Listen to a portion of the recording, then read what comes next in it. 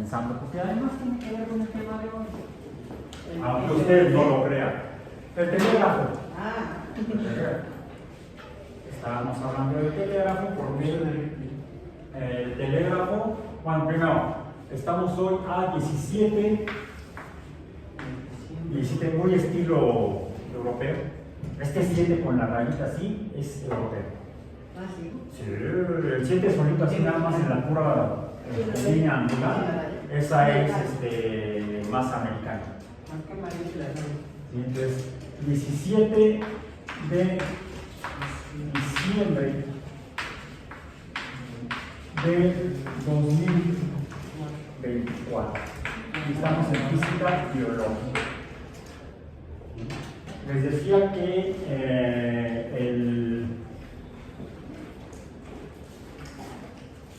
voy a ver si me acuerdo. 14, también muy europeo el cuadro. El 14 de abril de 1912,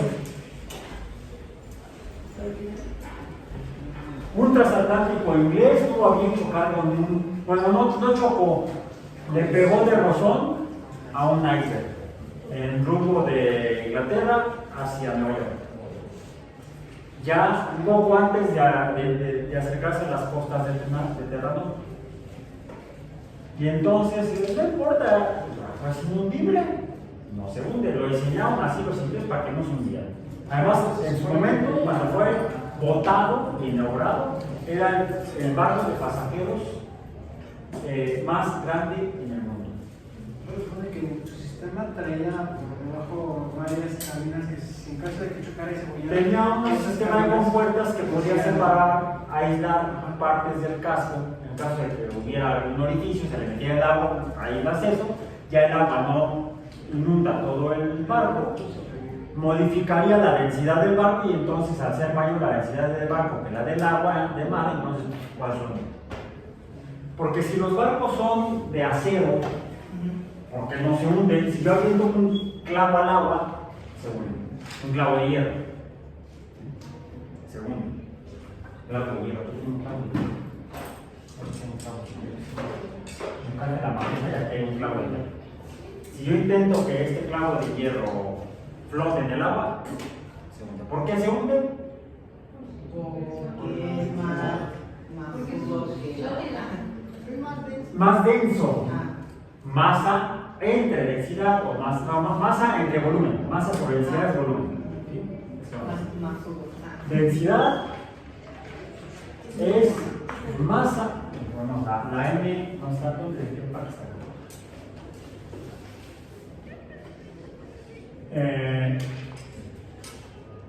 Cursiva entre volumen, ¿sí?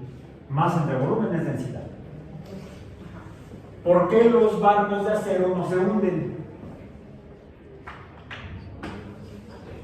Si yo pongo el clavo en un recipiente con agua, se va a hundir.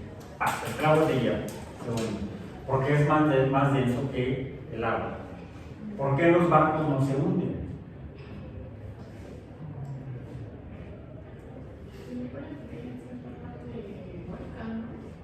Pues sí, a ver, masa entre volumen.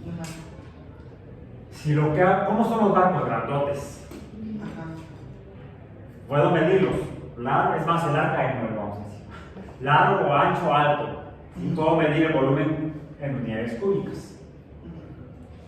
Pero no toda la masa del barco es acero. Solamente las paredes, o sea, el casco. Y las paredes de los camarotes, pues también metálicos. Si quieres bajar un poco la masa, los haces de madera, de material sintético derivado del petróleo, y entonces reduces la masa del barco. Pero el casco es metálico. Pero el casco no ocupa todo el volumen. Entonces el volumen es muy grande, pero reduces la masa. Hacer nada más el casco, las paredes, el piso,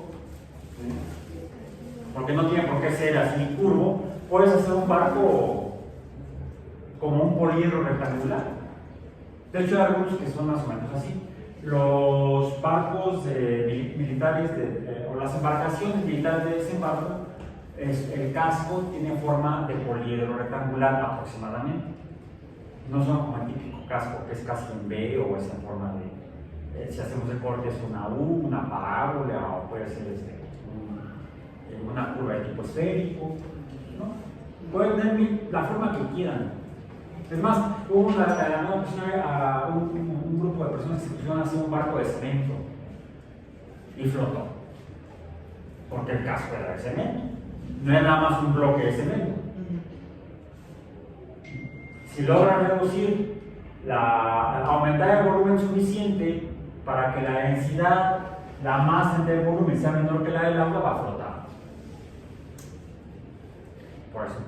Pero ¿qué sucede si al casco le metes agua? Si el volumen lo ocupa el agua, el volumen hueco del casco lo ocupa el agua más la masa del hierro, como piedra. Como piedra, pero ¿cuál piedra? Hay por ahí algunas narraciones que se hicieron, voy a viajar más atrás en el tiempo, no 1902, sino el año 79 de nuestra era. Ya no en el Atlántico Norte, que fue donde descendió el Titanic, sino en el mar Mediterráneo, a la mitad más o menos. Sur de la península itálica, de hecho más bien en una isla.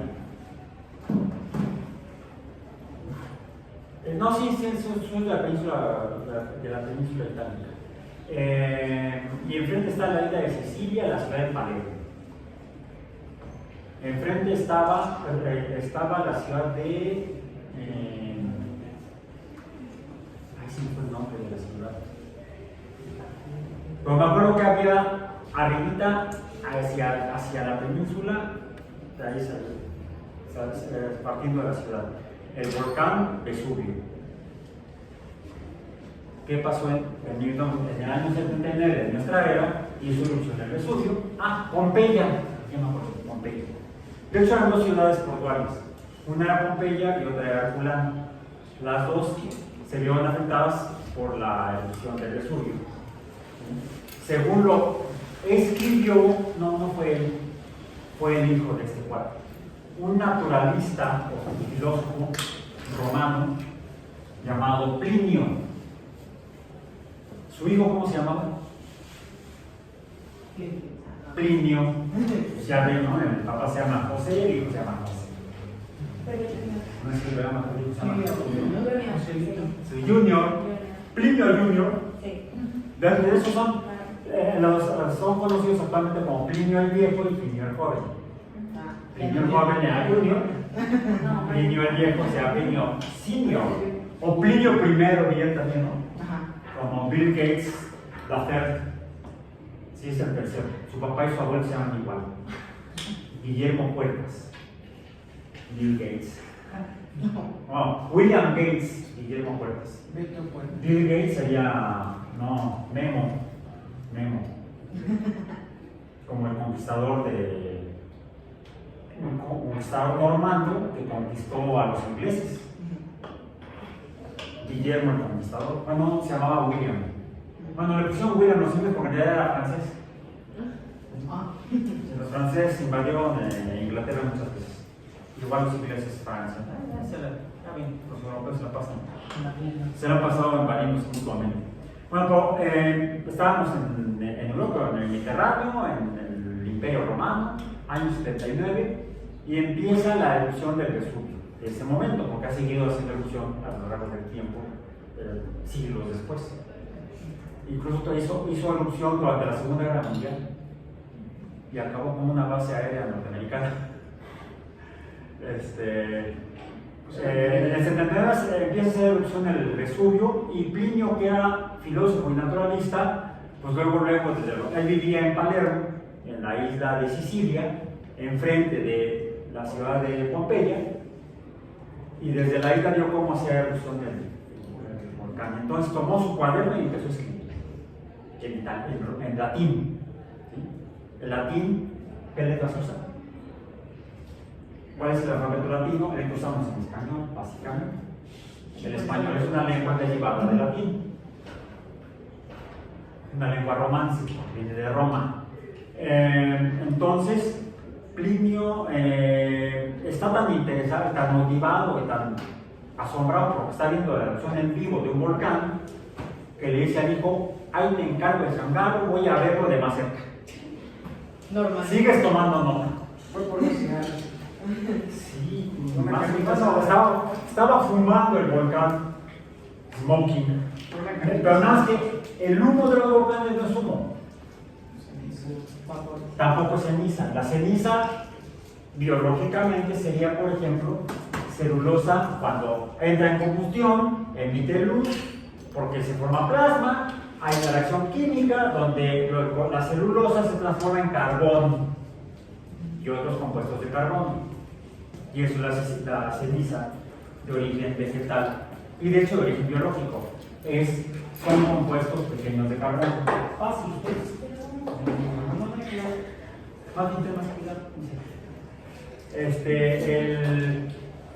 Lo que la gente y aún los vulcanólogos llaman ceniza volcánica no es ceniza. Por eso la gente se muere más fácilmente que con la ceniza del tabaco. La están inhalando. La próxima vez que se te queme el cuaderno también es así. No sé qué haga menos daño, si el tabaco o el papel bronceado. Ya que estamos aquí, Abasolo y Constantino, ¿no tan? Abasolo. Basolo. Entonces,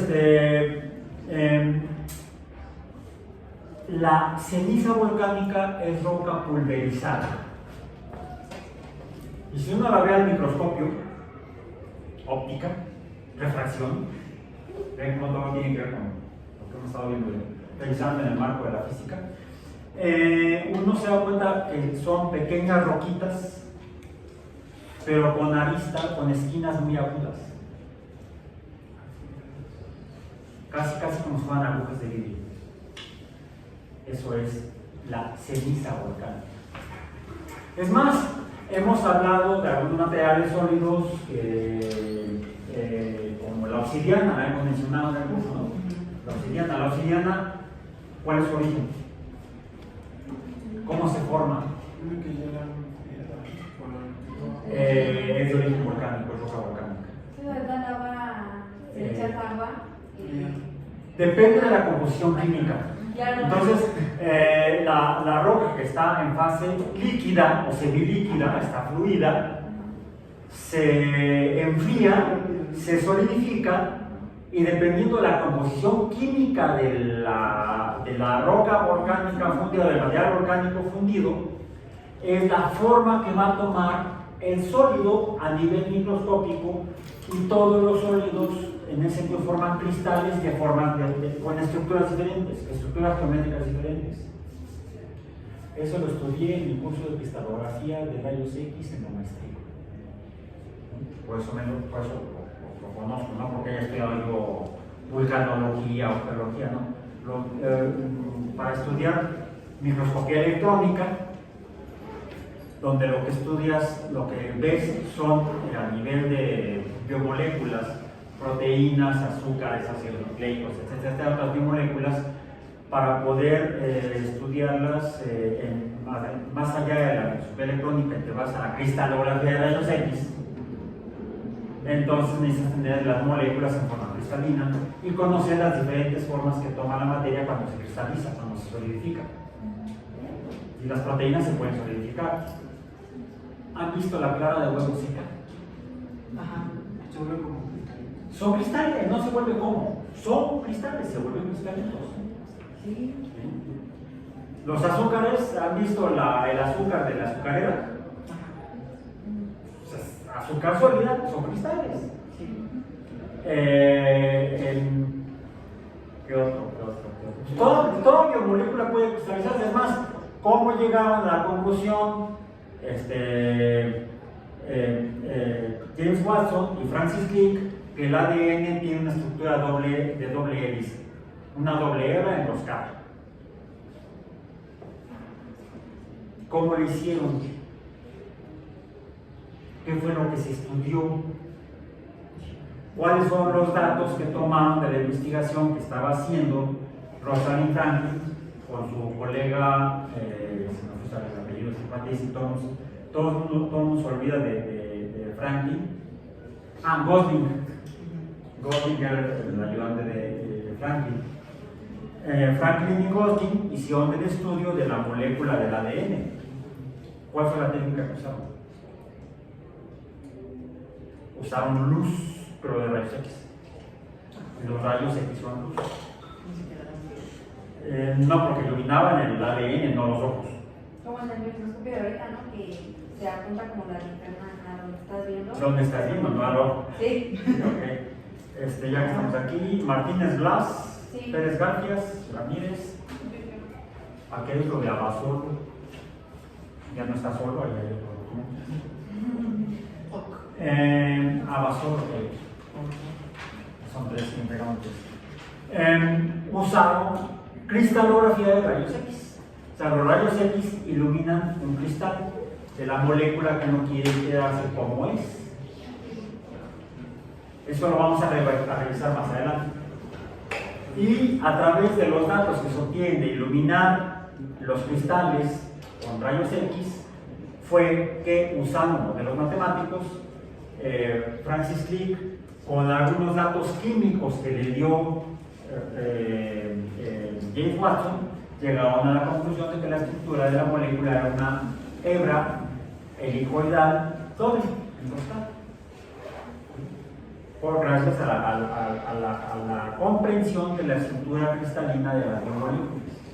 Bueno, toda la materia, cuando se solidifica, puede tomar forma cristalina. En el caso de la materia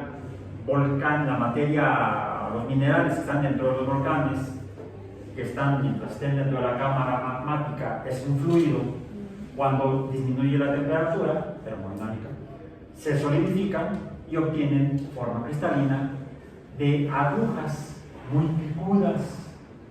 Y son muy pequeñitas, son un polvo muy fino que parece ceniza. Ceniza, es roca pulverizada. ¿Qué pasa si entran en su tracto aéreo?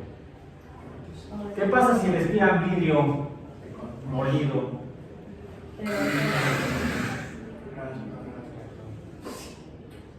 Como papel de liga, pero por dentro. ¡Wow! Unas formas terribles de morir. Porque al inhalarlo, tu epitelio de las mucosas del tracto aéreo se va rasgando, se producen hemorragias internas y te ahogas en tus propios fluidos. Increíble. Viene Navidad. Yo pensé que estábamos en Halloween. No, perdón, me equivoqué. Viene Navidad, no Halloween. Bueno, está el mundo de Jack. ¿Qué se cuenta para las dos? Leonel, sí, pues ahí van las dos. Ya ve que empezó el maratón Guadalupe Reyes, ¿no? Leonel y Ortiz, ¿no están? Contreras y Tinoco, tampoco. Miranda Meléndez, tampoco. Bueno, sigamos con esto. Ya hablamos de densidad, masa, volumen, estamos hablando de termodinámica, estado de la materia, sólido, líquido. ¿Cuál es el tema de hoy? Ya se me olvidó. No se me olvidó. Titanic. El 14, regresemos. Bueno, finalmente Plinio murió. Plinio el Viejo murió, no de viejo. El que murió de viejo fue Plinio el Joven. ¿Sí? Plinio el Viejo no parece que murió porque finalmente la erupción del Vesubio comenzó. La gente sabía que ahora iba a pasar. Empezamos a sentir temblores y dijeron: híjole, Vulcano ya se enojó. Vulcano era el dios del inframundo para los romanos y los griegos. Vulcano, no recuerdo su nombre en griego, pero para los romanos en latín era Vulcano. De ahí el nombre de volcán para esas estructuras geológicas. Los volcanes vienen del dios Vulcano. ¿Sabía que en Iztapalapa hay un volcán muerto? Hay muchos. Ajá, y hay una colonia justamente en el hoyo del volcán y la colonia se llama El Hoyo. Y está aquí en Iztapalapa. Sí. que lo que Así es. Como si ustedes revisan imágenes satelitales de la cuenca del Valle de México, primero es una cuenca y no es un valle. Es una cuenca porque no es valle, Ajá. sino porque los valles se forman por el paso de ríos. Y aunque sí había muchos ríos aquí, pero todos desembocaban ¿dónde? En el sistema lagunar de las lagunas de Texcoco, que era todo un sistema lacustre, no era nada más una laguna, no era nada más el lago de Texcoco, había muchos lagos, estaba el lago de Xochimilco, el lago de Chalco, el lago de Texcoco, el lago de Zumpango, que todavía anda por ahí, de repente tiene agua, de repente no. Y esa es una cuenca, todos los lagos forman una cuenca, un cuenco, un plato, es un cuenco, una depresión cóncava, una concavidad donde se acumula el agua que desemboca por el agua que aportan diferentes ríos que provienen de las montañas. Bueno, alrededor del sistema lagunar de Texcoco hay un montón de volcanes. Lo que tenemos alrededor no son cerros, son volcanes. Son volcanes. Qué miedo, ¿no? Vivimos encima de una cámara magmática enorme. ¿Habían oído hablar del supervolcán de Yellowstone? Es un escupitajo comparado con lo que tenemos aquí. Es un chiste. El supervolcán del parque de Yellowstone, o de Yellowstone, del bosque de Yellowstone, o de la Piedra Amarilla. No se tienen muchos volcanes, está el Ajusco, de los más grandes aquí cerca está el Ajusco. Hay otros más chiquitos que incluso trabajaron con algunas ciudades, civilizaciones iniciales que vivieron ahí aquí a la orilla del lago de Texcoco, que es de origen volcánico. El sistema lagunar de Texcoco es de origen volcánico, porque de los volcanes sale agua. Sí, a veces vemos que del Popocatépetl se ve blanco, lo que está saliendo es agua acompañada de roca pulverizada, por eso que de repente cae ceniza. El agua que sale en forma de vapor, esa se incorpora a la atmósfera, se condensa y se precipita en un lugar como lluvia. Parte del agua que está ahí fluye y de ahí se originan diferentes ríos. La gente dice manantiales, agua de manantial, sí, allá abajo hay un volcán. Y como parte del montón de cosas que hay adentro de las cámaras magmáticas, hay agua. También hay agua en la agua subsuperficial, lo que llamamos mantos freáticos, que también interactúan con los sistemas geológicos de los volcanes. Entonces, la península itálica es igual. Es más, la isla de Sicilia también es de origen volcánico. Y hay varios volcanes en la isla de Sicilia. Hay uno que hace erupción muy frecuentemente, que es el monte Etna. Nada más que las erupciones que hace, dependiendo del material que conforma a la cámara y al volcán, pueden emitir material de manera distinta. La erupción que vieron los Plinios, padre e hijo, del Vesubio, la cual fue que el material de roca fundida empezó por aumentar el calor, pues tiende a subir, se mueve el fluido y mueve la tierra abajo. Hay sismos de origen volcánico, se dice que son de origen magmático, porque el magma se está moviendo. El magma es la roca fundida adentro del volcán, abajo del volcán, que está a varios kilómetros por debajo del nivel del suelo. El nivel de la superficie está a varios kilómetros, puede estar a 9, 10, 15 kilómetros de profundidad, o sea, no está en la orilla. Pero empieza a fluir hacia arriba, tiende a escapar de la tierra y va saliendo a veces de poco en poco, se va acumulando esto que forma el edificio volcánico típico del Condito, o puede tener otras formas. Pero abajo sigue aportando, entonces sigue creciendo el volcán, sigue echando material para afuera. Vapor de agua y roca fundida que se va acumulando.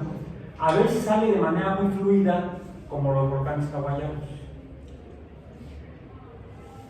Ahora, esa roca que tiene, pues, todos los minerales, todos los demás elementos químicos que hay en la Tierra. ¿Como cuáles? Hierro. Hierro, cobre, azufre, fósforo, nitrógeno, carbono, oxígeno.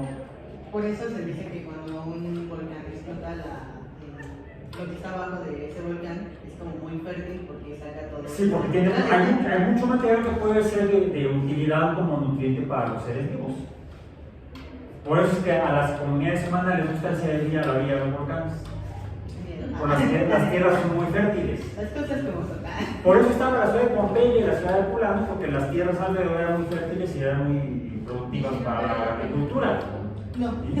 Por la gran aportación que hacen los volcanes a como nutrientes minerales para las plantas, por ejemplo.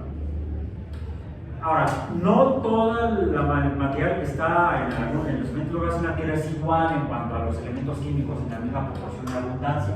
Hay más de unos en algunos lugares y de otros en otros lugares. Eso puede provocar entonces la densidad del material sea diferente en diferentes lugares. No todo el magma volcánico tiene la misma densidad. Hay magma muy denso y magma poco denso dependiendo de la composición química. Por ejemplo, el magma de los volcanes hawaianos es muy poco denso. Entonces, al ser poco denso, cuando se funde, es muy fluido. Y por eso cuando sale como miel, vamos a decir. Si se ve viscoso, pero muy fluido. En cambio, la que sale del Popocatépetl y de los volcanes de la zona donde vivimos, del eje neovolcánico, es más densa por su composición química. Al ser más denso, entonces cuando sale la roca fundida, no sale como los volcanes hawaianos, no sale como miel, sale más bien como la salsa del puesto de tacos cuando ya está medio seca, está más densa. ¿Sí? Incluso llega tu orden de tacos, ya muchos tacos al pastor, y ahora que vas a poner la salsa, en lugar de escurrirla, lo que haces avientas ahí masitas más o menos como mermelada de fresa. Pero tiene que ser, voy a decir el anuncio, Clemente Jacks. Creo que tiene fresas más completas, más enteras. Sí, porque la McCormick es un asco. Parece lava hawaiana, magma hawaiana. Es menos denso.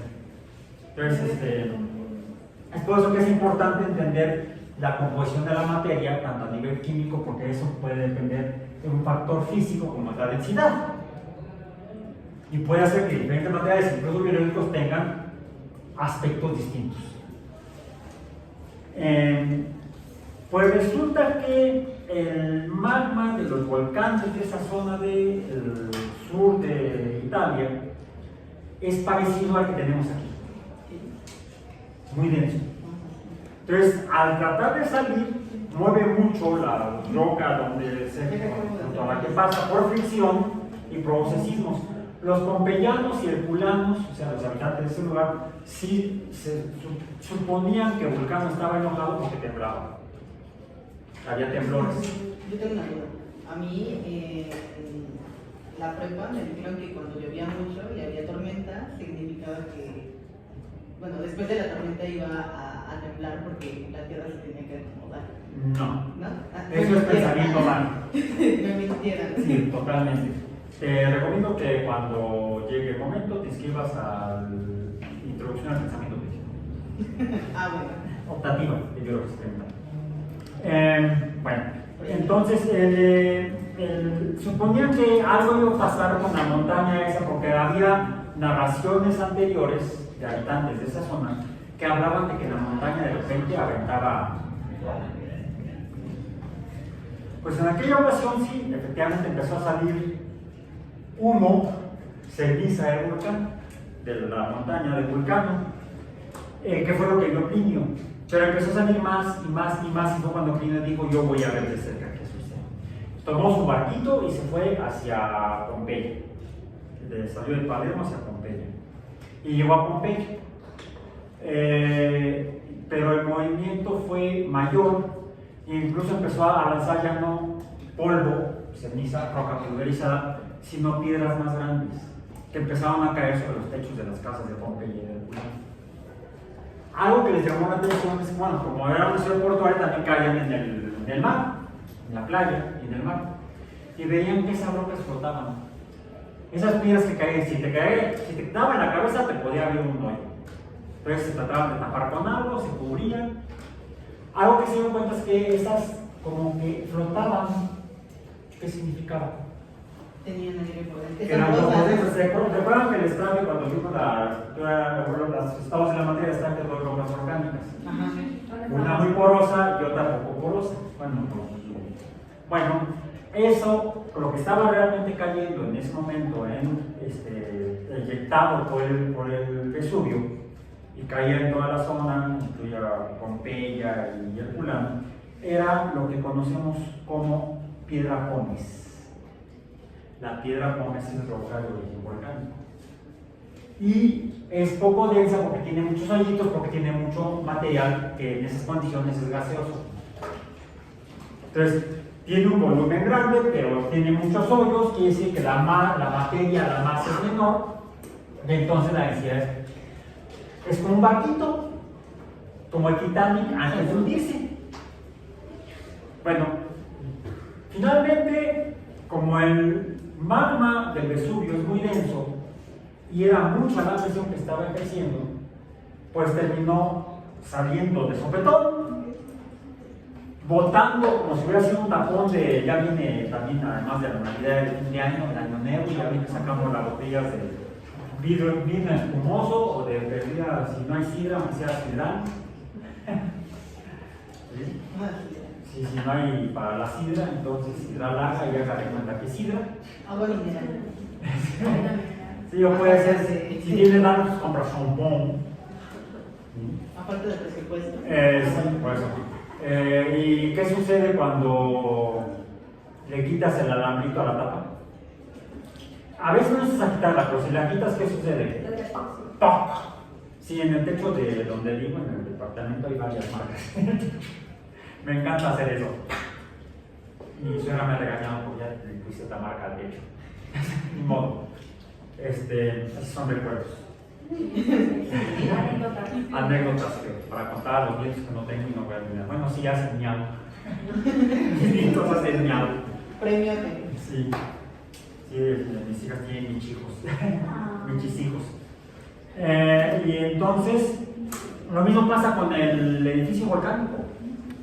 Sale como tapón de sidra, pero como es más masa, y además es roca, al salir se fractura, sale eyectada y esos pedazos de roca caen alrededor y algo puede pasar. Algo puede pasar. Antes de eso, de cualquier manera, mucha gente que no había logrado escapar, que había muerto, porque mucha de la roca pulverizada que sale es muy densa y no alcanza a ser eyectada al cielo, sino que empieza a escurrir por el volcán como si fuera un fluido. Pero no es un fluido, es roca pulverizada. Caliente. Roca en griego es algo como clastos. Y está caliente. ¿Sí? ¿Cómo le dicen a que incendia cosas? Piromaníaco. ¿Cómo le dicen al aparatito que sirve para grabar madera? El pirógrafo, porque lo hace con calor. ¿Sí? Bueno, se llaman fluidos piroclásticos. Los sólidos se pueden comportar como fluidos, como si fueran líquidos, cuando están pulverizados. Y entonces fluyen. El problema de los fluidos piroclásticos es que además la roca está a temperaturas fácil arriba de 200 grados Celsius. Por eso se llama piroclastos. Se le llaman flujos piroclásticos. Y no solamente el montón de fuego te puede aplastar, sino antes de aplastarte te vaporiza, te achicharra. Si no te vaporiza, te cubre, en ese momento te conviertes en plasma, no ni siquiera en plasma, te vaporizas y cuando se enfría la roca queda el hueco donde estuvo la persona. No queda cadáver, queda nada más la huella del cadáver. Y eso fue lo que encontraron los arqueólogos en la ciudad de Pompeya. Solamente encontraban como marcas. En Pompeya, curiosamente, en Herculano sí hay esqueletos. Y se observan que están quemados. Bueno, estudios atrás. Pasamos del año 79 otra vez a 1912. Bueno, el Titanic sale del puerto, no recuerdo cuál, de Irlanda, creo que fue. No recuerdo si fue de Irlanda o de Inglaterra. Parte hacia Nueva York por el Atlántico del Norte. En abril todavía, aunque ya acababa de empezar la primavera, unas semanas antes, todavía estaba haciendo mucho frío y estaban de fiesta. Pues era el viaje inaugural, era de noche y como querían además romper la marca, el récord de tiempo de viaje de transatlántico, dice el capitán a todo vapor, porque eran máquinas en vapor, nada de combustión interna. Entonces va todo vapor y va el vigía, cuidado. Y cuando se da cuenta ve un mazacote enfrente. Ya tenía teléfono, toma el teléfono, llama al puente, ¡iceberg al frente! Y el navegante, el timonel, empieza a darle vuelta al timón. Y le da vuelta, y el barco sigue. No es como en los carros, que le das vueltas y lo das vuelta así, te vuelcas por física inercia. Tiende a seguir en línea recta, diría Newton. Si le das vuelta, esa maniobra no se hace nunca en un automóvil, jamás. A ver, las hacen para las películas. Pilotos entrenados. Además, refuerzan la cabina para que el piloto no le force nada y además también trae un casco y está protegido. En los barcos el problema es que van sobre un fluido. Y entonces, aunque le das vuelta al timón, el barco se sigue de frente. Tarda en que por fricción y por presiones en el timón el agua cambie la dirección del barco. Entonces, cuando el barco finalmente empieza a dar vuelta, ya llega a tocar el iceberg, que es como, ya han visto los cubitos de hielo en el agua. El hielo, por eso dije que el agua es una bronca cuando estábamos viendo lo de la materia. Los gases son menos densos que los líquidos y los líquidos son menos densos que los sólidos. Por eso es que los más densos se unen en el líquido, salvo el agua. El agua, cuando se solidifica, disminuye su densidad. Porque cuando las componentes de agua, las partículas de agua se juntan, se acomodan y te dicen, ¿sabes qué? Hazte para allá, ya me acomodé. Entonces aumenta el volumen, disminuye la densidad. Y por eso el hielo flota en el agua. El agua sólida flota en el agua líquida. Pero la diferencia de densidad es muy pequeña. Por eso es que flota un poquito hundido, no es igual la densidad del agua sólida y del agua líquida, es un poco menos densa el agua sólida y por eso flota nada más como un 10% de la masa de agua solidificada. O sea que ese iceberg estaba enorme. El 90% del agua sólida, del hielo, estaba debajo del espejo de agua o de la superficie del mar. Y no son cubitos de agua los icebergs, son irregulares. Entonces, aparentemente, según se ha visto en las narrativas de los supervivientes y en los análisis que se han hecho ya que se encontró el Titanic en 1985, creo que fue, 80 y tantos, por ahí se descubrió, una expedición encontró el Titanic y desde entonces han hecho modelos a partir de las imágenes que han tomado. Parece que el casco rozó una orilla acusada porque el agua, cuando se solidifica, ¿qué forma? ¿Qué dijimos que forma? ¿Qué forma toma la materia cuando se hace sólida? Cristales. Es más, ahora que también vienen las fiestas de invierno en el hemisferio norte, porque en el hemisferio sur se celebran estas fiestas en traje de baño, en la playa, porque es verano en el hemisferio sur. Eso de la blanca Navidad en Argentina no se les da. Blanca, por otro. Pero hay momentos de nieve de limón nada más, yo creo. ¿Sí? En el hemisferio norte, en cambio, es frío. Aquí no llega a nevar más que en las montañas. pero aún así ponemos a todos los monitos de nieve muy tropicalizados, ¿no es cierto? Entonces, más al norte, ¿qué sucede? El agua se solidifica, puede formar nieve o hielo. Y la gente luego cuelga en sus adornos figuritas como de copos de nieve. ¿Qué forma tienen? Como estrellitas, ¿no? Y las estrellas tienen picos. Bueno, el agua cuando se solidifica forma cristales. Cristales que tienen ángulos múltiplos de 3. Los ángulos de los diferentes cristales pueden variar en las paredes de los cristales. En el caso del agua tienen magnitudes angulares de múltiplos de 3. Entonces puede formar agujas. Y pues habían sido unas agujotas enormes de hielo con las que pegó el casco del Titanic, y parece que le fue abriendo de alguna manera pequeñas ranuras, o el casco estaba remachado, no estaba soldado. Otra hipótesis que quizá las placas remachadas se fueron separando, botando los remaches, y por eso fue metiendo el agua, aumentó la densidad del barco y entonces se empezó a hundir. Porque el problema fue, no es que tuviera los compartimentos que se podían separar, aislar, sellar, se hunde una parte. No, el problema es que la rajada fue en más de la mitad del casco.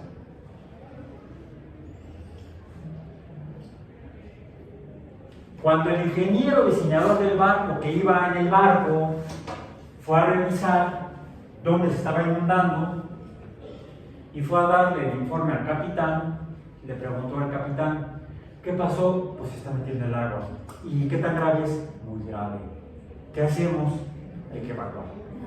Hay que abordar los salvavidas. El problema es que no llevaban suficientes botes para todas las pasajeras. ¿Qué puede ser?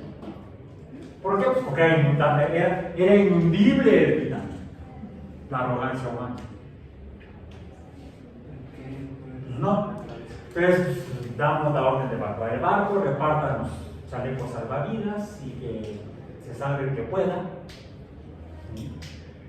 Desafortunadamente sí se aplicó un principio por clases. Había primera clase, segunda clase, tercera clase, iban los compartimentos de más abajo. Y los primeros en llegar a los botes salvavidas fueron los de primera clase, ¿verdad? Ahí sí no eran comunistas. No, quedamos los primeros cristianos sí eran comunistas, pero los cristianos que iban en el Titanic no eran comunistas, estaban divididos por clases. La mayoría de los que se salvaron en los botes salvavidas fueron gente de mucho dinero y que viajaban en primera clase. Entonces le pregunta al capitán, bueno, ¿cuánto tiempo le das para que se hunda? 2 horas, 3 cuando mucho. Evacúen en los barcos, los botes salvavidas. Y llamó al cuarto de radio, que estaban, como era, iban en el viaje inaugural, estaban mandando mensajes de las familias que iban a bordo llegamos a tal hora, nos reciben en el puerto, sí, con el telégrafo. Y entonces recibe la orden los telegrafistas del capitán dejen de mandar mensajes, empiecen a pedir auxilio. Y se usó el telégrafo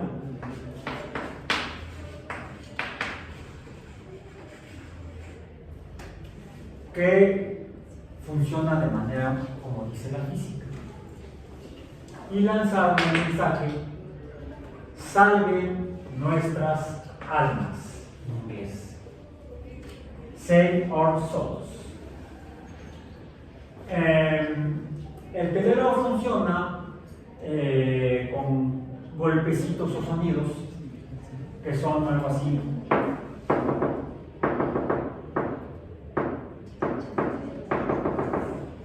Hay un alfabeto que diferente número de golpes cortos o golpes largos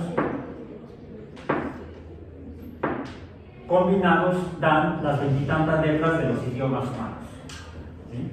siempre que sean no ideográficos, como en el chino, como el sirio, símbolos fonéticos como en el español, en inglés, el griego, decíamos, off the record.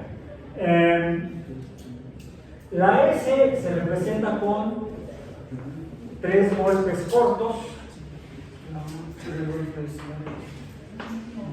y la O con 3 golpes largos o 3 rayas. Entonces te suena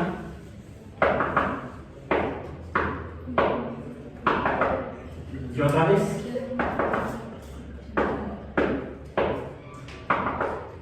Y además mandaban la ubicación. Estamos en las coordenadas geográficas fulanita de tal, norte, fulanita de tal, oeste. Porque ya habían pasado salieron de Mediano Greenwich, de hecho. ¿Cómo funciona el telégrafo? Nuestro tema, vamos a ver, repartir más de aquí. Vivanco, Cruz, ¿no? Tampoco. Hacia allá atrás. Vivanco, Morales y Cruz Leiva, por favor. Beltrán. Beltrán. Taboada, Ruiz.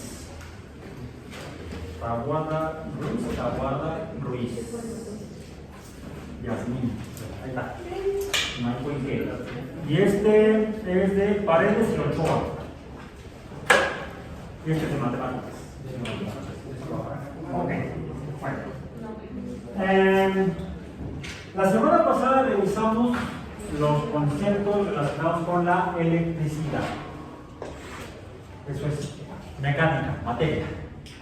Electricidad.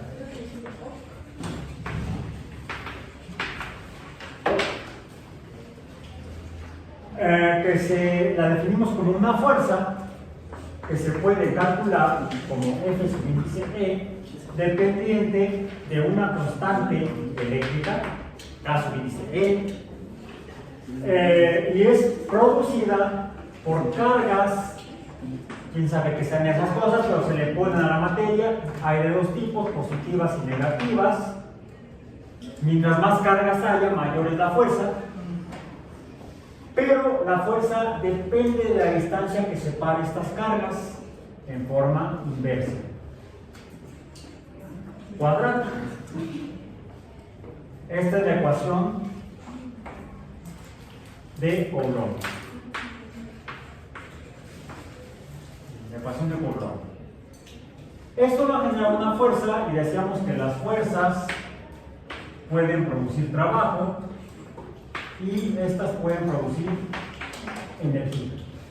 Todas son vectores, incluso desde la mecánica. ¿Bien? Bueno, así hay energías que mueven cosas y energías que pueden mover cosas, como la energía potencial. No lo voy a dejar porque si cae se rompe. Y también, como hay la energía potencial gravitacional, la energía potencial mecánica, hay la energía potencial eléctrica. Y la energía potencial eléctrica, la que escribimos así para variar un poquito, decimos que esta es el voltaje. Voltaje por Alessandro Volta. Para que las cargas trabajo implica movimiento. Fuerza por distancia, trabajo. Entonces, si las cargas se mueven y vimos que se pueden mover, se produce una corriente eléctrica. La corriente eléctrica, tendría que ser cursiva, la escribimos así, o la representamos así más bien. Y mayúscula cursiva. También el voltaje lo podemos representar con la letra B. No se tendría que estar en cursiva, aunque la podemos confundir con el volumen, pero no se preocupen porque estamos hablando de electricidad, no de materia, de mecánica. Voltaje B. Se produce una corriente cuando las cargas se mueven, pero vimos que no en todo medio se pueden mover igual las cargas. Hay algo parecido a la fricción, que es la oposición a que las cargas se muevan por un medio. ¿Y cómo se llama eso? La resistencia. No confundir con la France Resistance, que era la propusieron los franceses a la ocupación alemana en la Segunda Guerra Mundial. Esa sí fue una verdadera resistencia. No fueron los inventores de la bomba Molotov, pero sí usaban mucho la bomba Molotov contra los tanques alemanes. La bomba Molotov la inventó un soviético. Sí, el mariscal Molotov, por ser así. Ah, Pues sí. ¿Saben cómo se hace una bomba Molotov? Un trozo y. No, ¿no? A ver, no te voy a decir. Ah, ¿por qué no? Ah. Me van a acusar de terrorismo. Recorta el video. No hagan una bomba Molotov, no. Nunca se les ocurra. Prohibido. Ahí póngame la Nunca voz. se les ocurra juntar gasolinas y ácido sulfúrico. Ok, Ya, alto. Y en serio no lo hagan, porque es súper inestable. La verdadera Molotov no usa mecha. Las que salen en las películas, eso de que están con la botella, traen el encendedor así de la antigüita que lo sacan de la bolsa y le ponen la mecha. No, eso no es una Molotov. Es una botella con gasolina. Ajá. Que también se pueden usar como si fueran Molotov. Se le llama un dispositivo incendiario. Es una botella con gasolina dentro. Pero para que pueda incendiar y se prender la gasolina, entonces le pones una mecha. Un trapo mojado con la gasolina misma, lo metes, ¿verdad? Es tan popular que todo el mundo lo usa. Por eso no estoy diciendo nada que sea prohibido. Espero que no me vaya a censurar YouTube. Ok. ¿Cómo? Bueno, entonces, pero no estoy hablando de esa resistencia, estoy hablando de la resistencia eléctrica, que es la que mencionaste, ¿no? Estas tres cantidades de su corriente, y esto es la resistencia, son tres cantidades de fenómenos eléctricos, así como la masa es la cantidad de materia, el volumen es la cantidad de espacio, la densidad es la cantidad de materia que ocupa el espacio. Las cargas son cosas que tiene la materia, ya lo vimos, se hace evidente que tiene la carga de la materia. Podemos cuantificarlo, entonces la carga sería una cantidad también que existe en la materia. La materia tiene cargas, tiene materia y tiene cargas. Mientras más materia podemos cuantificar, entonces podemos ver que habría una fuerza eléctrica que podría ser como la capacidad de moverse, de realizar trabajo. Entonces hay una proporción de energía aquí. R, que es espacio lineal, porque si el radio en un espacio tridimensional considerado como si fuera esférico. Entonces son cantidad de espacio, más simple que el volumen, cantidad de carga. La fuerza entonces es otra cantidad.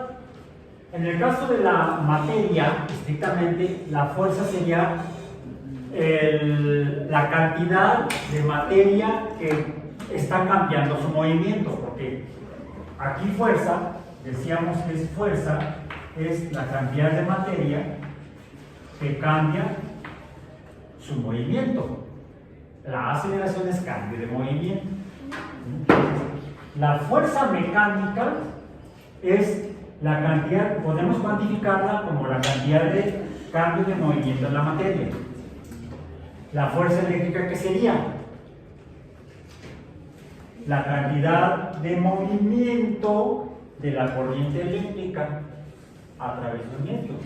¿Cómo cambia su movimiento? De hecho, sí, estaríamos hablando de aceleración de cargas eléctricas cuando pasan de estar en reposo, de cuando están pegadas en el globo y no se mueve el globo, está pegado en la pared. Cuando se empiezan a mover algo a través de un medio que permita el paso de esas cargas eléctricas, entonces cambiarán su estado de reposo a estado de movimiento, se estarán acelerando. Entonces, podemos pensarlo así. Entonces las cargas se mueven, van a producir un trabajo, entonces, si se puede mover, habrá una energía potencial o voltaje. ¿Qué sería entonces el voltaje? ¿Cómo podemos entenderlo?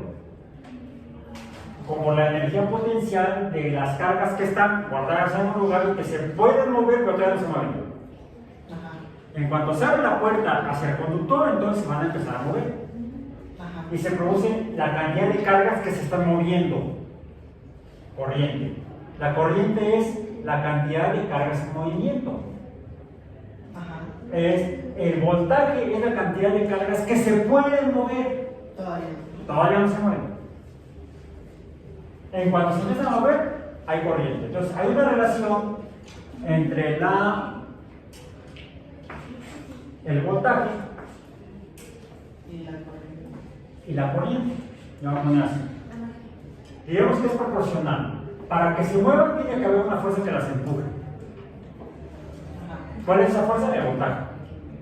Por eso también le llamamos, mencioné yo, fuerza electromotriz, porque es la fuerza que va a empujar. El voltaje es fuerza electromotriz, la que puede mover o a darle motricidad a las cargas eléctricas. Pero puede haber aquí algo que le impide o le va a dificultar que se muevan las cargas. Como cuando te vas en el carro, te topas con el que el camino está, no es pavimento, está empedrado. ¿Y qué es lo que haces?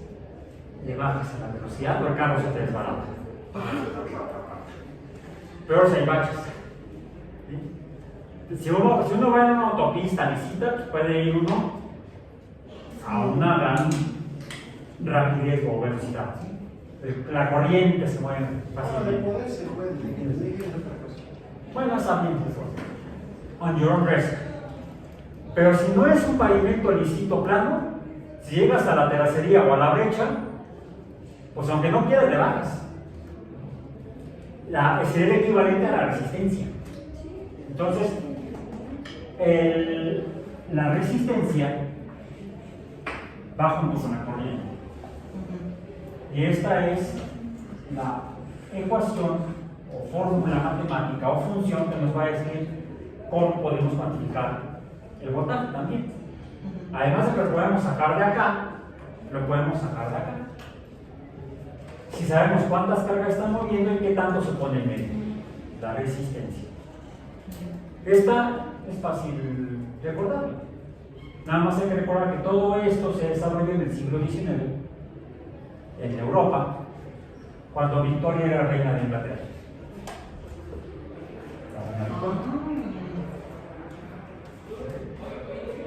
Así como dicen que Pancho Villa nunca reprobó terremoto. Exacto, sí, me encanta. A ver, ¿de dónde salió la de Pancho Villa nunca? De presión por volumen es igual a el número de moles por la constante de los gases, es una constante, no es la resistencia, por la cantidad de temperatura. Claro. Pancho Villa nunca reprobó termodinámica. Me encanta esa fórmula. Entonces, pero es termodinámica, aquello era mecánica, esto es electricidad. Y estamos hablando del Titanic que se hundió el 14 de abril de 1912. Usando el telégrafo, mandaron el mensaje.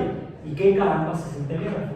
Bueno, se produce, tenemos una fuente de potencial eléctrico. Aquí está. Bueno, más, para que sea la de veras, que sean dos. Ya vimos que el voltaje, que es lo que hay aquí, hay cargas guardadas de un tipo en un lugar, de otro tipo en otro lugar, positivas, negativas, y mientras no se puedan mover, ahí está el voltaje, el potencial eléctrico. Bien, y además se suma, ya lo vimos con el multímetro. Voy a sumar aquí 9 volts. Voy a pasar mi tableta para acá porque ahí va. El clavo no lo voy a usar, puedo usar aquí 2 alambres de cobre y traje la brújula con la que se estaban orientando el timonel del Titanic para no irse. Bien, aquí voy a necesitar un par de testigos o testigas, 2 personas que atestiguen lo que va a suceder. Una a la derecha y otra a la izquierda. Ahí dirían un capitalista y un comunista. No estamos hablando de política. Al menos no ahorita. Bueno. Aquí tenemos el positivo. ¿Cómo se llama? No, digamos que Se llaman electrodos, no, son electrodos y tienen un nombre. Cátodo y ánodo. Sí. El cátodo es el positivo y el ánodo es el negativo. ¿Sí? Voy a poner entonces en el cátodo el rojo. ¿Sí? Ahí está. En el cátodo el rojo. La brújula la apunté como debe ser. El norte está para allá, a la izquierda del frente del salón, a mi derecha. ¿Sí? Y el sur está hacia la derecha o mi izquierda. Voy a complementar acá con más para allá, la fuente de fuerza electromotriz, y voy a pasar este alambre que es de cobre, es un buen conductor eléctrico, ya lo vimos. Háganse un poco para acá para que sus compañeros para allá vean al menos lo que estamos haciendo, no van a proteger, pero ustedes se van a narrar. Y voy a poner este caimán rojo con el caimán negro, porque el negro está en el polo o electrodo negativo, sería el ánodo, porque es el negativo, y el cátodo sería el positivo, es el rojo. La brújula estaba apuntando hacia el norte. La acomodé bien para que no quedara apuntando hacia el este. Quiere decir que el este está a mi espalda, el oeste está frente a mí. El sol sale, el sol se mete. Ya regresamos a la primera semana de clases.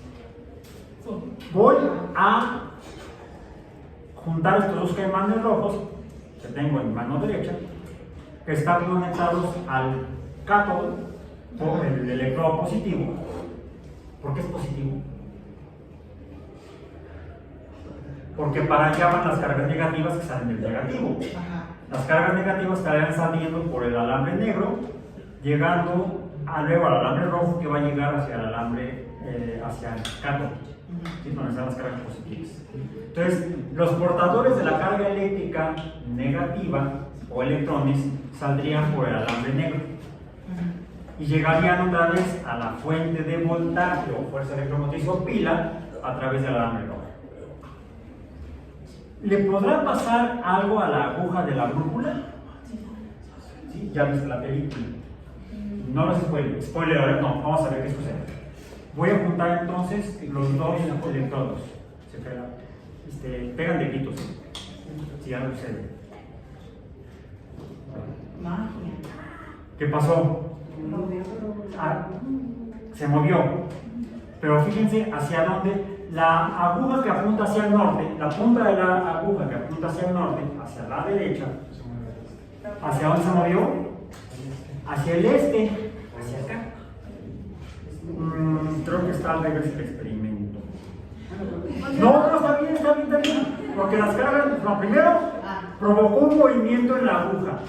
Hubo un trabajo. La fuerza eléctrica produce trabajo. Confirmando.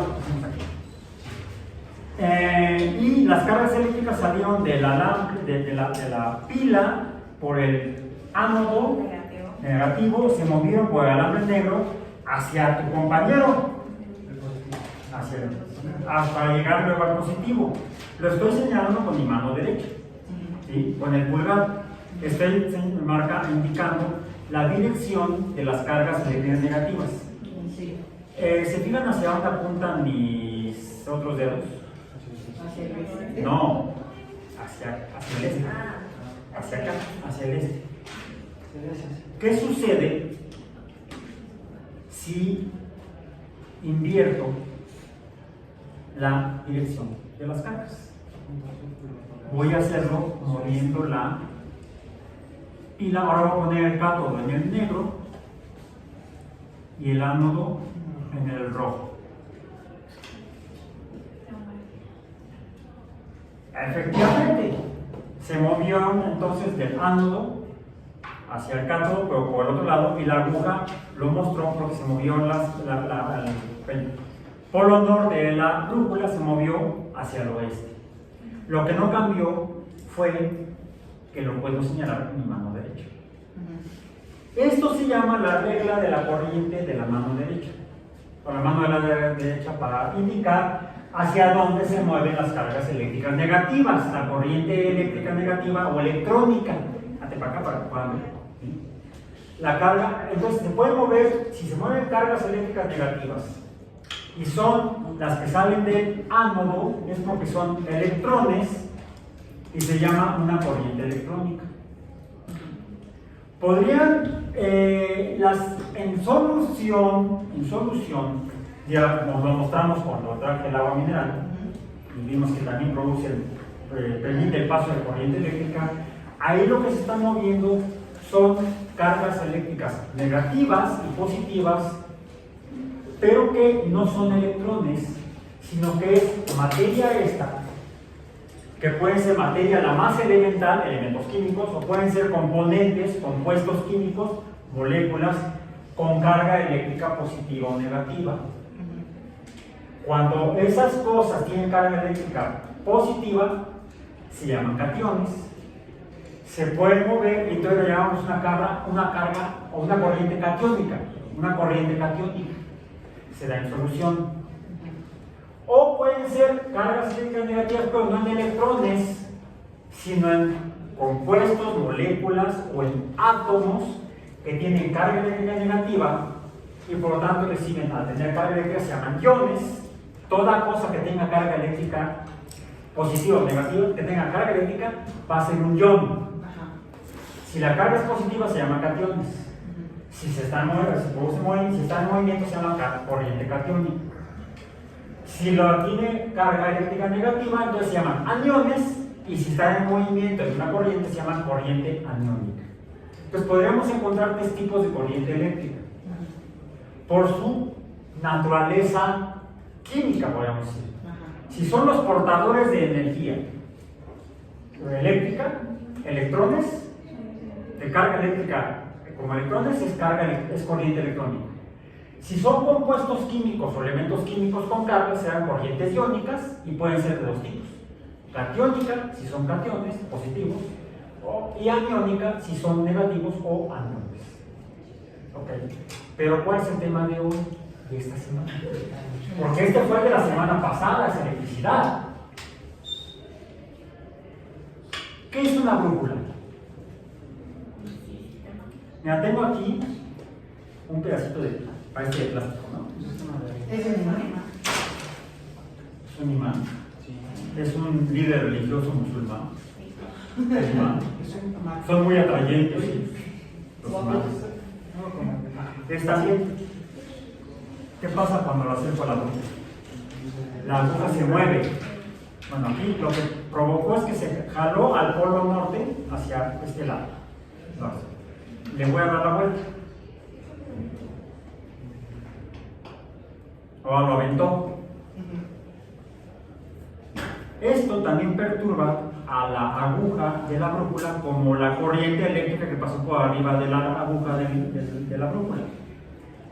Y esto efectivamente es un imán, de los que se pueden conseguir cuando le sacas la cinta al sello del refrigerador. No lo hagan en casa. Mejor compran en las ferreterías, es más fácil. ¿Qué es lo mismo que tiene el borrador? Aquí atrás. Entonces se puede. Pero fíjate, si lo pongo como que se mueve. Si lo giro, se mueve para el otro lado. Como cuanto más se levanta, ¿no? Lo muevo y se levanta. Lo empuja como cuando lo acerqué a la brújula y empujó al polo norte en una dirección, en una posición. Ahí está. Ahí está. Si lo volteo, lo empujo para el otro lado. Por eso es que esto que tienen la aguja de la brújula y estas cositas del refrigerador y el borrador también son una fuerza. Es la fuerza magnética. ¿Y cómo es la fuerza magnética? No se pierda el próximo episodio. Por hoy terminamos. No se vayan todavía.